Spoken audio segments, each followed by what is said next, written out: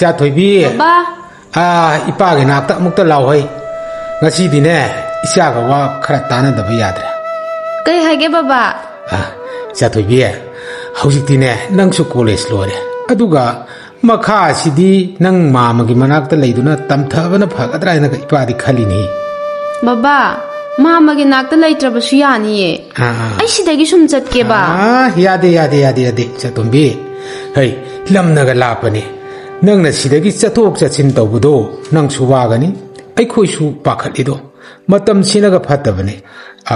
ꯑꯗꯨꯅꯅꯦ ꯅꯪ ꯃꯥꯃꯒꯤ ꯃꯅꯥꯛꯇ ꯂꯩꯕꯅ ꯐꯒꯅꯤꯅꯦ ꯏꯄꯥꯒꯤ ꯏꯕꯦꯝꯃ ꯅꯪ ꯃꯥꯃꯒꯤ ꯃꯅꯥꯛꯇ ꯂꯩꯕꯅ ꯆꯠꯊꯣꯛ ꯆꯠꯁꯤꯟꯗ ꯈꯨꯗꯣꯡ ꯆꯥꯗꯣꯏꯅꯤ ꯁꯤꯗꯒꯤ ꯆꯠꯄꯗꯣ ꯋꯥꯗ꯭ꯔꯣ ꯅꯪꯕꯣ ꯂꯝꯁꯥꯡꯁꯤꯗ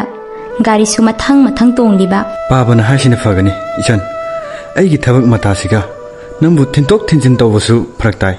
ꯑꯗꯨꯅ ꯃꯥꯃꯩꯗ ꯂꯩꯕ ꯍꯥꯏꯕꯗꯣ ꯅꯪ ꯏꯟꯗꯕ ꯇꯧꯒꯅꯨꯀꯣ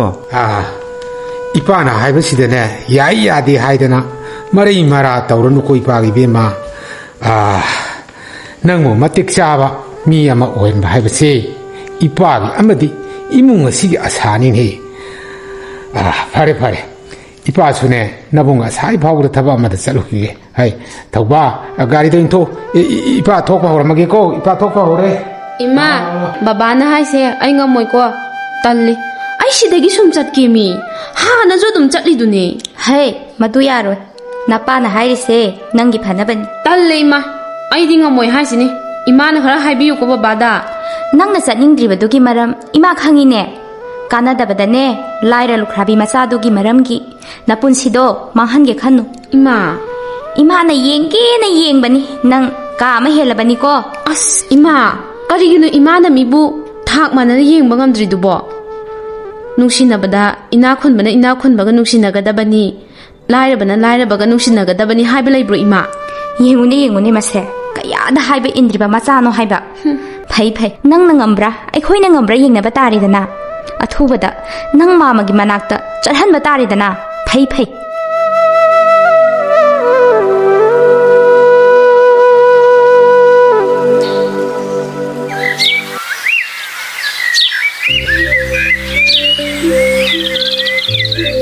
ꯀꯔꯤ ꯅꯨꯃꯤꯠꯅꯣ ꯉꯁꯤꯗꯤ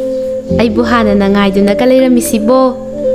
ꯑꯁꯨꯛ ꯀꯨꯏꯅ ꯅꯨꯡꯁꯤꯅꯔꯛꯄꯁꯤꯕꯨ ꯅꯣꯡꯃꯇꯁꯨ ꯑꯩꯕꯨ ꯂꯥꯛꯄ ꯍꯥꯟꯅ ꯉꯥꯏꯕꯤꯔꯝꯗꯕ ꯅꯪꯅ ꯎꯅꯕ ꯈꯨꯗꯤꯡ ꯅꯍꯥꯛꯅ ꯑꯩꯕꯨ ꯁꯨꯝ ꯉꯥꯏꯕꯗꯨꯗ ꯑꯩꯁꯨ ꯉꯁꯤꯗꯤ ꯅꯪꯕꯨ ꯉꯥꯏꯔꯒꯦ ꯍꯥꯏꯗꯅ ꯉꯥꯏꯔꯤꯅꯤ ꯍꯣꯏꯗ ꯉꯥꯏꯕꯒꯤ ꯑꯋꯥꯕꯁꯤꯁꯨ ꯈꯔ ꯈꯪꯕ ꯐꯩꯌꯦ ꯗꯥꯊꯅꯤ ꯍꯟꯗꯛ ꯃꯔꯛꯇꯤ ꯅꯁꯛ ꯅꯁꯥꯒꯗꯣ ꯏꯎ ꯎꯈꯤꯗ꯭ꯔꯦ ꯀꯩꯗꯧꯔꯒꯦ ꯗꯥꯊꯅꯤ ꯀꯩꯁꯨ ꯇꯧꯗꯦ ꯅꯪꯗꯣ ꯑꯩ ꯎꯗꯅ ꯀꯌꯥꯝ ꯀꯨꯏꯅ ꯂꯩꯕ ꯉꯝꯒꯦ ꯌꯦꯡꯒꯦꯅ ꯂꯣꯠꯂꯤꯅꯤ 이바니 마음씨다 레이다 맞담다네 우파라 시수 찍찍암가니까 싱가레 다타네 예งู니 우파시나 아이코이 아니기 농시베기 아우버슈 라카다바 아마디 아로이버슈 마디 로이네 캉람가니까 ꯅꯪꯗꯤ ꯑꯩꯅ ꯋꯥꯔꯒ ꯅꯨꯡꯉꯥꯏꯖꯔꯝꯒꯅꯤ ꯈꯪꯗꯦ ꯅꯪꯒꯤ ꯃꯑꯣꯡꯁꯤ ꯑꯩ ꯁꯨꯝ ꯆꯤꯡꯅꯔꯦ ꯅꯠꯇꯦ ꯅꯪꯕꯨ ꯑꯇꯣꯞꯄꯒ ꯂꯩꯔꯕ ꯍꯥꯏꯌꯣ ꯂꯩꯍꯜꯂꯁꯤꯔꯣ ꯈꯪꯉꯕꯅꯤ ꯅꯪ ꯊꯥꯖꯕ ꯌꯥꯕ ꯅꯠꯇꯦ ꯅꯣꯏ ꯅꯨꯄꯥꯒꯤ ꯄꯨꯛꯆꯦꯜꯁꯦ ꯋꯥꯈꯜꯁꯨ ꯑꯔꯦꯞꯄ ꯂꯩꯇꯦ ꯎꯔꯤꯕ ꯈꯨꯗꯤꯡ ꯁꯦꯀꯦꯟ ꯍꯦꯟꯗꯒꯤ ꯐꯤꯔꯣꯜ ꯈꯟꯕꯁꯤ ꯉꯥꯏ ꯑꯃꯃꯨꯛ ꯈꯟꯒꯅꯤ ꯌꯨꯝꯒꯤ ꯃꯤꯅ ꯃꯔꯣꯜ ꯑꯃ ꯍꯣ ꯁꯥꯎꯔꯤꯕ ꯍꯥꯏꯕꯗꯨꯔꯣ ꯅꯪꯒꯤꯗꯨꯕꯣ ꯑꯗꯨꯅꯕꯨ ꯍꯦꯟꯅ ꯄꯛꯆꯈ꯭ꯔꯦꯅꯦ ꯅꯪꯉꯣꯟꯗꯗꯤ ꯌꯥꯔꯦ ꯇꯥꯅꯤꯡꯗꯦ ꯑꯝꯇ ꯀꯔꯦꯝꯅꯔꯤꯕ꯭ꯔꯣ ꯅꯪꯒꯤꯗꯣ ꯍꯩꯃꯥ ꯃꯤꯅ ꯁꯥꯎꯔꯤꯁꯦ ꯊꯦꯝꯒꯤꯗꯤ ꯂꯩꯇꯗꯅ ꯍꯣ ꯁꯥꯎꯕ ꯐꯔꯣꯁꯦ ꯑꯗꯨꯒꯤ ꯁꯔꯨꯛꯅꯦ ꯅꯨꯡꯁꯤꯕ ꯋꯥꯔꯤ ꯑꯗꯨꯝ ꯁꯥꯁꯤ ꯁꯦ ꯁꯣꯝ ꯂꯩꯁꯜꯂꯣꯕ ꯍꯩꯃꯥ ꯌꯦꯡꯉꯨ ꯍꯥꯏꯕꯅꯦ ꯎꯄꯥꯜꯁꯤꯅ ꯑꯩꯈꯣꯏ ꯑꯅꯤꯒꯤ ꯃꯇꯧꯁꯦ ꯌꯦꯡꯒ ꯅꯣꯛꯂꯤꯁꯤ ꯌꯦꯡꯉꯨ ꯍꯥꯏꯕꯅꯤ ꯗꯥꯊꯥꯗꯤ 이바니 ꯆꯦꯜꯂꯁꯤꯔꯥ ꯈꯪꯉꯦ ꯅꯪ ꯑꯩꯒꯤ ꯋꯥꯁꯤꯗ ꯌꯥꯔꯛꯂꯣꯏ ꯍꯥꯏꯕ ꯅꯪꯗꯤ ꯑꯩꯕꯨ ꯅꯨꯡꯁꯤꯕ ꯅꯠꯇꯦ ꯑꯩꯇꯅ ꯅꯪꯕꯨ ꯅꯨꯡꯁꯤꯕ ꯈꯟꯖꯕ ꯈꯛꯇꯅꯤ ꯅꯠꯇꯦ ꯁꯤꯡꯒꯥꯔꯩ ꯑꯩꯁꯨ ꯑꯩꯁꯨ ꯅꯪꯕꯨ ꯊꯃꯣꯏ ꯁꯦꯡꯅ ꯅꯨꯡꯁꯤꯅ ꯁꯤꯡꯒꯥꯔꯩ ꯑꯗꯨꯗꯤ ꯀꯔꯤꯒꯤ ꯑꯩꯅ ꯍꯥꯏꯕ ꯋꯥꯁꯤ ꯇꯥꯍꯟꯗ꯭ꯔꯤꯅꯣ ꯁꯤꯡꯒꯥꯔꯩ ꯑꯩꯅ ꯍꯤꯡꯅꯅꯕ ꯍꯣꯠꯅꯕꯗ ꯂꯦꯜꯂꯤꯕ ꯄꯨꯟꯁꯤ ꯃꯍꯤꯡ ꯁꯣꯜꯂꯕꯤ ꯉꯁꯤ ꯍꯌꯦꯡ ꯈꯪꯗꯅ ꯑꯁꯤꯕꯨ ꯃꯥꯅ ꯄꯨꯗꯨꯅ ꯆꯠꯀꯗꯕꯒꯤ ꯉꯥꯏꯗꯨꯅ ꯂꯩꯔꯤꯕ ꯏꯃꯥꯗꯨꯒ ꯅꯪꯁꯨ ꯈꯪꯉꯤꯕ ꯅꯠꯇ꯭ꯔꯣꯅꯦ ꯃꯗꯨ ꯄꯨꯝꯅꯃꯛ ꯈꯪꯅ ꯍꯥꯏꯔꯤꯕꯅꯤ ꯑꯩꯁꯨ ꯈꯪꯗ꯭ꯔꯦ ꯁꯤꯡꯒꯥꯔꯩ ꯑꯩꯁꯦ ꯄꯥꯝꯗꯕꯁꯨ ꯑꯣꯏꯔꯦ ꯗꯥꯗꯥꯅꯤ ꯂꯥꯏꯔꯕꯒꯤ ꯆꯩꯊꯦꯡ ꯐꯪꯂꯕ ꯍꯤꯡꯅꯕꯒꯤ ꯂꯝꯕꯤꯗ ꯂꯥꯟꯊꯦꯡꯅꯔꯤꯕ ꯑꯩꯁꯦ ꯀꯌꯥꯗ ꯇꯣꯜꯂꯕꯅꯣ ꯗꯥꯗꯥꯅꯤ ꯑꯋꯥꯕ ꯆꯩꯊꯦꯡ ꯀꯌా ꯑꯃ ꯂꯥꯛꯁꯅꯨ ꯅꯪꯒꯤ ꯑꯩꯒꯤ ꯅꯨꯡꯁꯤꯕꯒꯤ ꯂꯤꯄꯨꯟꯅ ꯄꯥꯡꯒꯜ ꯊꯧꯅꯥ ꯑꯣꯏꯗꯨꯅ ꯅꯣꯛꯅ ꯂꯥꯟꯊꯦꯡꯃꯤꯟꯅꯁꯤꯕ ꯁꯤꯡꯒꯥꯔꯩ 하여 나타낸 싱가레이 낭나이보 그얌 농시바게 낭기 미농시도 각다네 아이누나 밤나게 밤자바니 나타낸 농시 싱가레이 나타낸 낭부터 모이생나 농시에 까리군바 따이방 무시에 미르바 막부 마하군 따이방 미오이바 아이코슈 뿜나마뿌 농반 파우나 강모 우방 남남나바 아이기 타모이나 낭부 까야무 얌 농시제 하이바세 낭수 강가니네 나타니 아이기디 낭나 뿜나막네 하우리바 빠멜 우파할 마하나 샤키 오이드나 아이나 ngasi 와삭리 아이나 낭부 농시바디 아막바 야우드라바 타모이다기 톡바 아시마 농시바니네 시가레 나타낸 아이기 분시다 낭가 탱나바세 까야다 라이바 허리바노 아이씨 싱가레이 나타낸 아이디 낭 야우다네 행방함로이 아이부 분시기 오이나 나낙다 레이큰비유네 아이부 사독도나 람하미 까나 아마이에게 큰비가노 나타낸 싱가레이 이는 낭부 농시바디 분시기 아와는 와이 부딩먹다 새롭게 야민나르게 칸두나 낭부 농시바니 아두고 아이는 라이르바 오이르바나 낭이 나는 퉁한바딩 농시오 아이기 농시바디 아왓발라이 할로이나 팜다 아이기 팜다 라이르 이나콘바니 케나바 레이티 아이나 팜자바디 농시자나나 레미나바도 꾹다니 나타니 싱가레이 농시드라 하울부 활마 학세 우팔마키 마룸다 땅제팜라우 이바니기 아와능아이 리네팜 농시와리 샤나팜 오이부 마팜시가 아이디 분치 쑥박이 오이나 사고나드나 자민나닝이네 싱가레이 농시 얌나 파멜 우팔마 학세 얌나 농시 파멜 낭데 코이 아니기 농시 사이호다기 사고나드나 락라바니 punsi supagi oina upal nangga iroina duna chatminasiko 싱가레이 나타내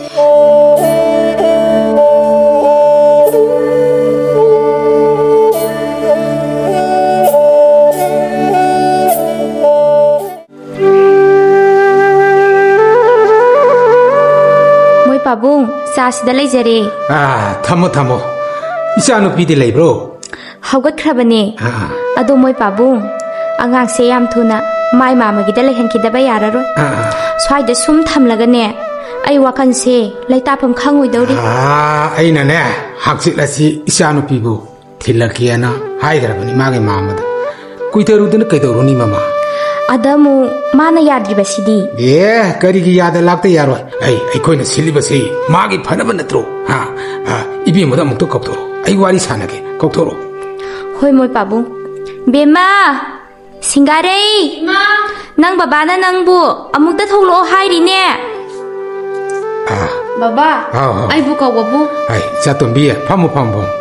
sida ipaga ne wari khara sanasi nangi mama da su aina hai khrabani haksit ase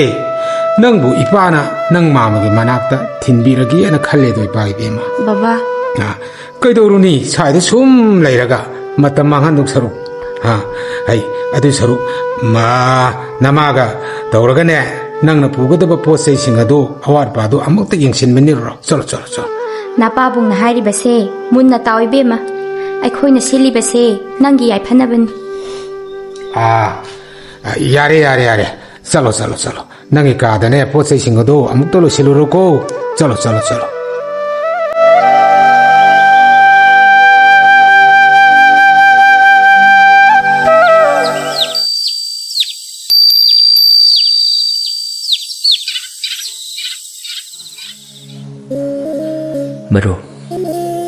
Marup Dines Masino maninishi imagi hakchang yamna sokshile Nangshu matam kara yumsida leminashi Karikumba laibak tiduna imana ngasino manishida asiba mahakna Anil Imase aigisu imane Imana asumna kanna naduna leiraga aina karamna hunduktuna chatkani Hoi maro ado imagi sak toklokpagi hidak bijarukike tumthakibana hanba tare maro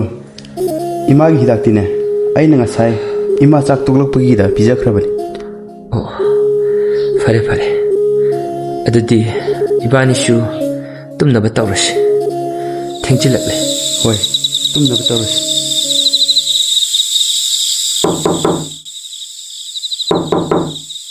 Kanano asuk thinglaba kansida migi thongthilal sibo kanano haibane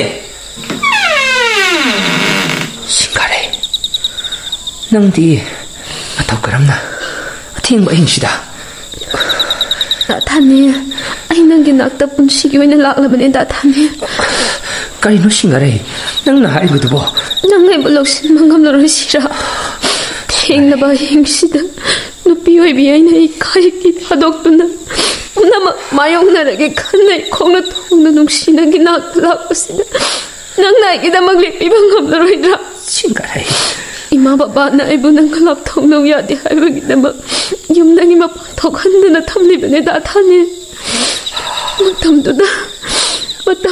ay na nagbukayam uningi nang kayam niksingi ay na kayang wanan lili haibado nang nikangulo Hayengdagi ay baba na mama ginagdalayan kragani ay ninanggalap na bangamloy datani Singare ay kari haibano ay shu nang butabda ngaksit na butamosina nung tinamit ko ningi upahal magi makongda pamna nang mulakpang aibani na Singare datani Kanil Maro ay shu pumna magtahorabani nang karigi nupa thokdribano angang asina Makhona thongna nangi nakta lakla siphaw nang mabu loksimba ngamloidra nangbu ngahan makhai di magi damakta charam thaglam khangdaba makhai lelakli binatrane maro lauda thani bani kadai da no machakrasi ima baba nai bu soiden thiragani lauda thani chalo maro imagi di karisu khalunu ai leiri bisidi ai punna mi horage chalo maro Marup Dines nangtani ay asengma marupti asuk chiraba tanjasida nangna ay amati ay imagi damol lekpi pashe ay ang saktok sa ina maru nangdi ay gi pisak piklingi dagi tinarakwa sak pukham amatta da chaminaduna humin kaminarakiban marupni maru nangna awaba taraba kansida aina mataw karamna yengdana leiba ngamgani farisi adugi hauji matam natre chalo Singare bu puduna chalo Singare Tadines ngasi haiba numit sidagi nakhoi anigi anauba punsi ama hoduna nunga yaifaba oirokum nabungna bor piraban Hoi Tadines nachan ham chalgi ge Tadines lauda thani atati maru ekoi amok lagi ko nangna egi imagi damak section si nabiyu ko ekoi ki mafam ama tamta na khangabaka nangonda paw khai ki maro hoi maro aso engam yaudana chatpo ero oiragi maro Singare chalase Singare dada maro imado sikine hingsindiyo ko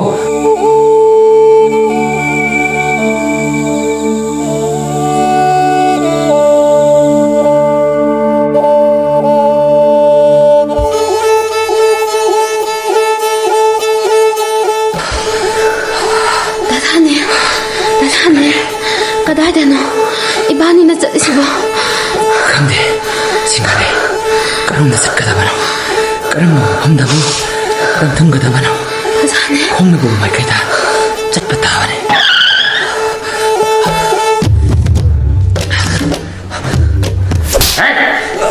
루크라비미사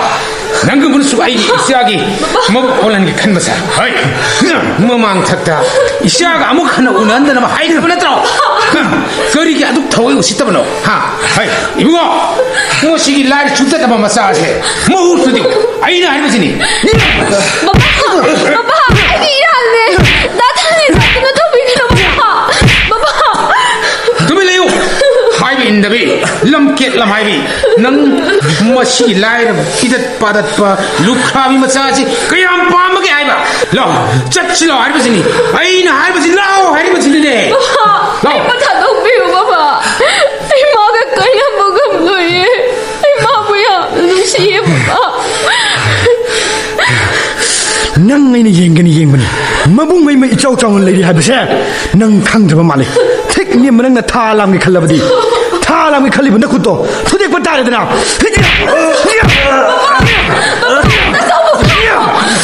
Biết cái nói bây giờ Papa. Anh này không là thùng nó phá cái mà làm chân mà nè. Mà cái mà làm là gì Papa. Anh nói mà nó ra là nghe. Mà một thật không biết. Mà một biết đâu Papa. ai gi chen bo bu bu sari pai ba thang sin na bo hat pata re dana Ta sợ. Cái gì nó tôi thôi mà. Papa anh không biết thật đâu. Papa.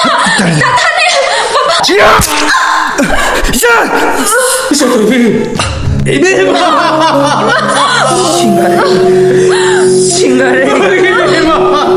싱가레 남의 뜻방어 싱가레 남의 뜻방어 안 까슈다우에 싱가레 제 남의 뜻방어 할거네 안 까슈다우에 싱가레 세소이비 백그리 속도로 인사도이비 하이 너 회사 나가네 레이비게 이자지 똑같은 물어봐보게 떡시 떡방가리 세소비 세소비 Anh có không biết Papa. 이자도이비 바가지 니 비자기 맘맘나 마이티레 마이티레 바가지 싱가레 남의 뜻방어 안 까슈다우에 내가 슈다우에 싱가레 Tagi mabuksita. Nang ay nagsipan tongi abang drabaswa. 싱가레 Matongi mapok ay madulayang nasi. Imahanigin nagsipan tongi abang oisiko. Tatani. 싱가레 cha thôi na bu ngai bu wa gan ko chan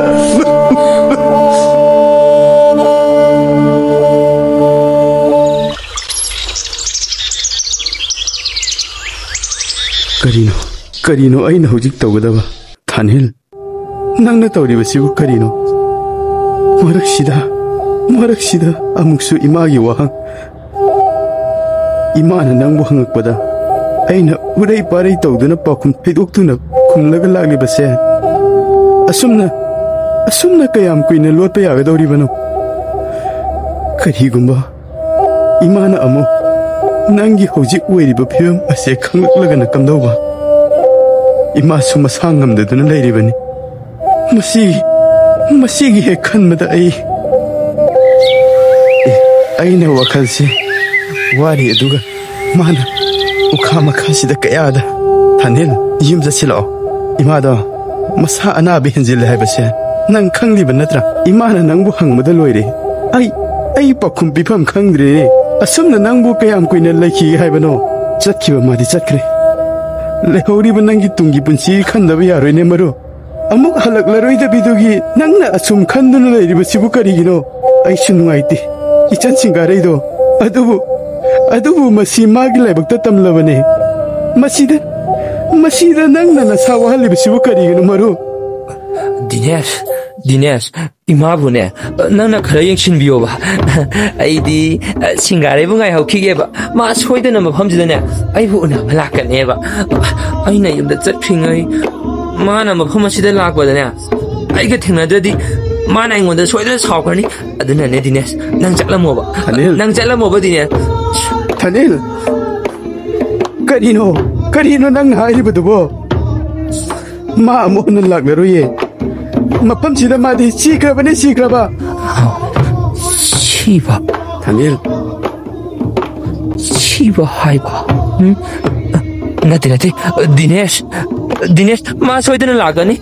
ai budana ma kuina leiba ngamloiba ma haigi nakta soidana lagane ba ai singare ngai doine ba Thanil nang chalo ai singare ngai oge nang chalo ko Thanil nang bo muktadi wakal taw kai dobage yenung damba nangi karamba sang yengno aigi maruki mapam de yengliba singare nangi da Thanil se ngasidi nangi wakalda anga auba haibadu oire aibu karam namba taw asibu yengduna layu haibano Thanil nangbo yum jasi haibani ain haibase nang amuktedi taw kai dobage Dinesh Thanil nang chalo haibani ai mai pham sida lai hogi haiba ai yumda chatpa ngamloi ko ai amu khana kawba lakan mi singare ngai hoga gan na sum nai sale Thanil se aishune thaba amagi matam kharadi yum thaduktuna sataba yararo aina chakhraga imasina amu karam tawni nangbu wakal taro kai dobage nangbu imagi karimata khandrabaro Thanil aishune nangi hojik oiribi fiwam asida nang amadi imabu thaduk lamlaga chatningbadi natiye matana yadraduna tawbani nang aibu waroganu ko maro nangna asumna laikradi imadi kanana yengbini nangbu amuktadi wakal taroba nangna ne mafam asida lairaklibase kayadi kuire asumna nang leiba yaroine maro chum nai sale mi singare ngai daga nang chum nai sale upal ma khong nang chalo haibani Dinesh ai ma ngai hoge haibani chum ngai chat chum hai ital de ai ngamoi ko ai ngamoi haijini nang chalo haijini ai sikraba mi bu karamna lakani maro amuk halaklaroi dugi nangna lakini khanduna ngai bane ye lakani hai bach angakpani nungsimagi mayaise nungsimagi dama wakal choiraba mimana daba haibado oire aigi marupse asumna oyo haina tambiram laboire aigi marup Thanilgi mafamda Dinesh maru tu yengo ada lakni singare natra Thanil aina haida upal makhachida ma aibu soidana logba lakani na nangna chum laisali aina singare ge wari sabu nang chalamo Thanil karino Thanil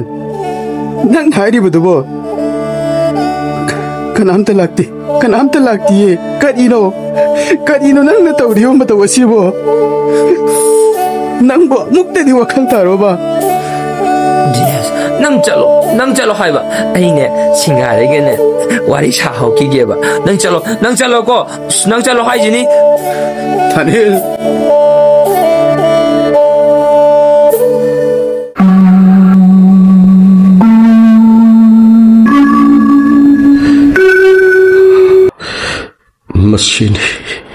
Masini paikoma Mama mahaki haukraba punsigi wari sing mahamanasu hingnabagi lanpam masida nongmata mahabu kari sari kari tauri yang sinbangam kidene paikoma Mama singari koigi imungi miwi singdi kaptau kre mama Singgaregi mamadasu masa kainaba masabu nungsibagi wakalna sagani takkani ꯈꯪꯂꯝꯗꯦꯅꯦ ꯄꯥꯏꯈꯣꯝꯕ ꯃꯥꯃꯥ ꯃꯁꯤꯗꯁꯨ ꯅꯠꯇꯅ ꯃꯆꯥꯒꯤ ꯋꯥꯈꯜ ꯐꯥꯎꯕ ꯀꯥꯎꯕ ꯉꯝꯂꯛꯇꯕ ꯌꯦꯡꯂꯨꯕ ꯈꯨꯗꯤꯡ ꯃꯆꯥꯇꯕꯨ ꯅꯤꯡꯁꯤꯡꯕꯒꯤ ꯃꯔꯝ ꯑꯣꯏꯔꯛꯄꯅ ꯄꯥꯏꯈꯣꯝꯕ ꯃꯥꯃꯥ ꯀꯨꯏꯔꯦ ꯃꯐꯝ ꯑꯁꯤꯕꯨ ꯊꯥꯗꯣꯛꯇꯨꯅ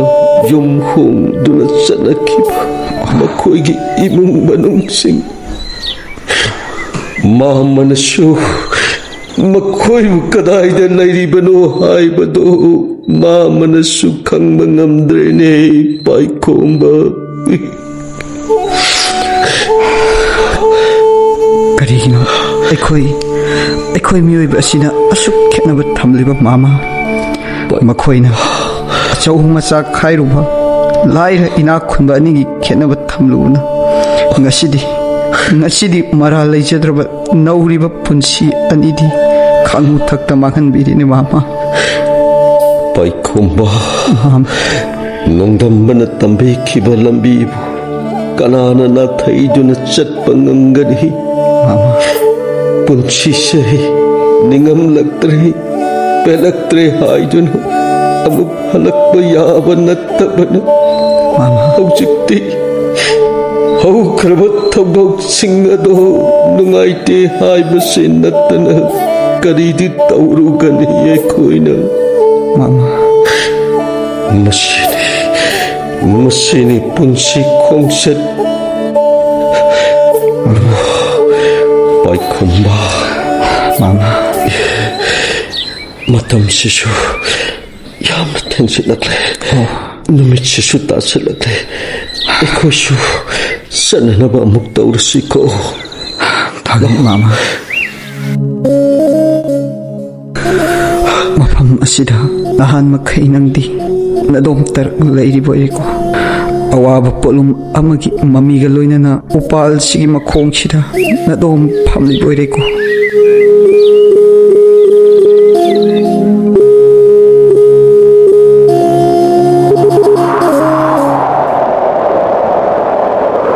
ꯉꯁꯤꯗꯤ ꯃꯍꯧꯁꯥꯒ ꯃꯥꯟꯅꯗꯦ ꯃꯥꯏꯀꯩ ꯄꯨꯝꯅꯃꯛꯇꯒꯤ ꯃꯪꯈꯠꯂꯛꯂꯤꯕ ꯑꯃꯨꯕ ꯅꯣꯡ ꯃꯄꯩꯁꯤꯡ ꯑꯁꯤꯁꯨ ꯑꯈꯥꯛ ꯑꯔꯥꯎꯒ ꯂꯣꯏꯅꯅ ꯅꯨꯡꯁꯤꯠꯁꯤꯁꯨ ꯃꯅꯤꯡ ꯇꯝꯅ ꯁꯤꯠꯂꯤ ꯃꯔꯛ ꯑꯁꯤꯗ ꯃꯥꯕꯨ ꯀꯔꯝ ꯂꯩꯔꯝꯒꯅꯤ ꯅꯨꯡꯁꯤ ꯃꯥꯒꯤ ꯃꯩꯁꯥꯛꯅ ꯅꯣꯡꯂꯩꯁꯤꯒꯤ ꯁꯥꯎꯍꯨꯝꯁꯤꯡꯁꯤꯁꯨ ꯃꯍꯥꯛꯄꯨ ꯈꯪꯗ꯭ꯔꯕ꯭ꯔꯖꯥꯠꯂꯅꯤ ꯉꯁꯥꯏ ꯃꯈꯩ ꯃꯪꯈꯠꯂꯝꯕ ꯅꯣꯡ ꯃꯄꯩꯁꯤꯡꯁꯤꯁꯨ ꯑꯈꯥꯛ ꯑꯔꯥꯎ ꯅꯥꯏꯅ ꯆꯨꯊꯔꯛꯂꯦꯗꯅ ꯇꯧꯔꯤꯁꯤꯗꯤ ꯑꯣ ꯄꯨꯡꯁꯤꯅ ꯀꯌꯥ ꯇꯥꯈ꯭ꯔꯕꯖꯥꯠꯅꯣ ꯄꯨꯡꯁꯤꯗꯤ ꯊꯦꯡꯂꯦꯗꯅ ꯅꯣꯡꯁꯤꯁꯨ ꯀꯟꯅ ꯆꯨꯊꯔꯛꯂꯦ ꯇꯧꯔꯤꯁꯤ ꯀꯜꯂꯕ ꯅꯣꯡꯖꯨꯒꯤ ꯑꯍꯤꯡ ꯑꯁꯤꯗ ꯃꯍꯥꯛꯄꯨ ꯀꯔꯝ ꯂꯩꯔꯝꯒꯅꯤ ꯄꯥꯜ ꯑꯗꯨꯒꯤ ꯃꯈꯣꯡꯗ ꯃꯇꯣꯝꯇ ꯂꯩꯔꯝꯒꯗ꯭ꯔꯥ ꯅꯣꯡ ꯑꯁꯤꯁꯨ ꯉꯁꯤꯗꯤ ꯐꯨꯗꯤꯠ ꯐꯨꯕ ꯃꯈꯩ ꯆꯨꯊꯔꯛꯂꯦ ꯊꯥꯅꯦꯜ ꯅꯪꯕꯨ ꯀꯔꯝ ꯇꯧꯔꯤꯒꯕ ꯀꯔꯤꯒꯤꯅꯣ ꯑꯩꯒꯤ ꯋꯥꯈꯜ ꯑꯁꯤꯗ ꯃꯍꯥꯛꯀꯤꯗꯃꯛꯇ ꯑꯁꯨꯛ ꯅꯨꯡꯉꯥꯏꯇꯕ ꯄꯣꯛꯂꯤꯕ ꯃꯔꯨꯞ ꯅꯪꯕꯨ ꯄꯥꯃꯦꯜ ꯑꯗꯨꯒꯤ ꯃꯈꯥꯗ ꯑꯍꯥꯟꯕ ꯑꯣꯏꯅ ꯎꯔꯨꯕ ꯅꯪꯒꯤ ꯋꯥꯔꯤ ꯇꯥꯔꯨꯕ ꯃꯤꯀꯨꯞꯇꯨꯗꯒꯤ ꯅꯪꯒꯤ ꯃꯔꯝꯇꯗ ꯈꯟꯗꯨꯅ ꯂꯩꯔꯤ ꯑꯩꯒꯤ ꯋꯥꯈꯜꯁꯤꯗ ꯅꯪꯒꯤꯗꯃꯛꯇꯁꯨ ꯅꯨꯡꯉꯥꯏꯇꯕꯁꯨ ꯐꯥꯎꯔꯤ ꯃꯤꯑꯣꯏꯕ ꯑꯃ ꯑꯣꯏꯅ ꯄꯣꯛꯂꯨꯕꯅ ꯃꯤꯑꯣꯏꯕ ꯑꯃꯒꯤ ꯃꯤꯅꯨꯡꯁꯤ ꯑꯗꯣ ꯑꯩꯒꯤ ꯏꯐꯝꯗꯁꯨ ꯐꯥꯎꯔꯤ ꯅꯣꯡꯖꯨꯒꯤ ꯑꯍꯤꯡ ꯑꯁꯤ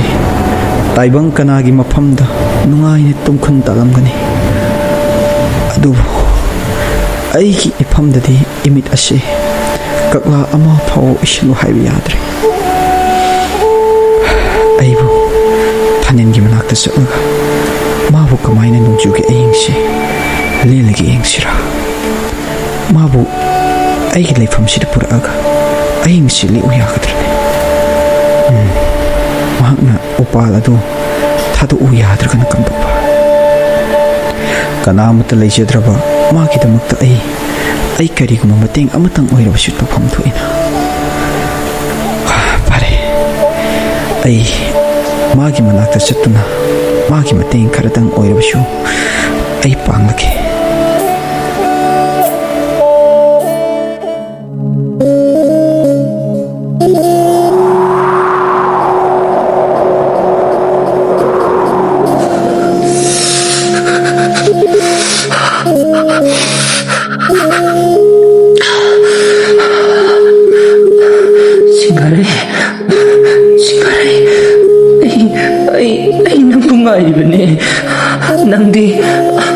낭디 중락락디 오빠 막하지다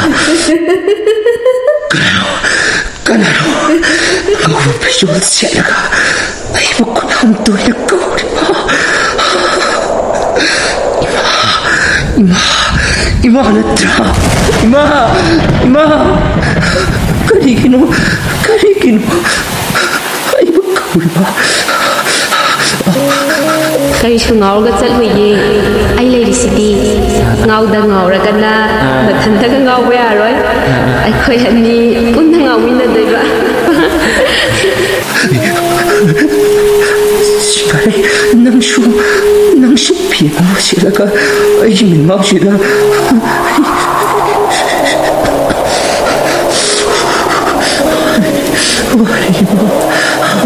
말이마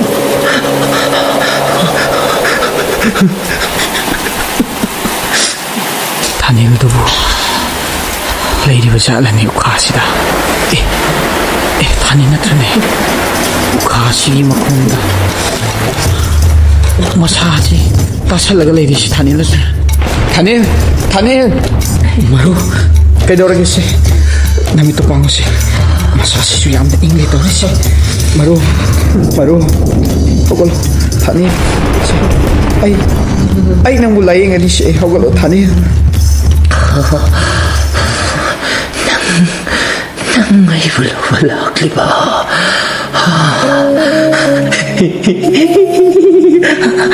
thani nang ay bulak liba thani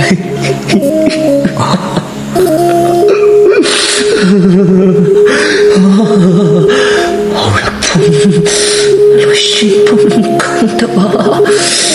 마야 나오는 가도드나 메이플검나 다니야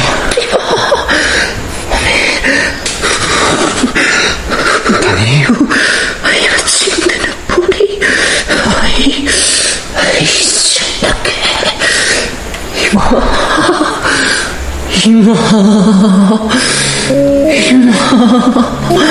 신갈 노리긴 어때먹 다니 양는 말이 어떻게 건생 미움마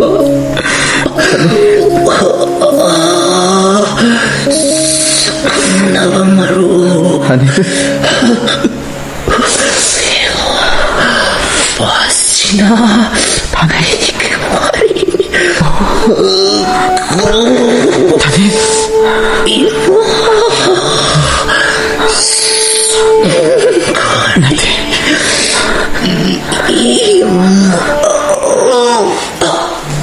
나한테 바로 나한테 난 아코이부 다독도다 satkiba yaroy 다니엘 나한테 또 방어시 다니엘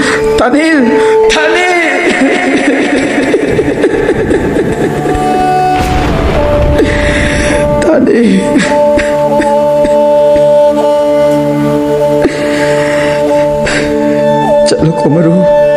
낭기 뭉시비에두기 만났다 로실라우드라바 나코야 아니기 뭉시와리 싱어도 부두나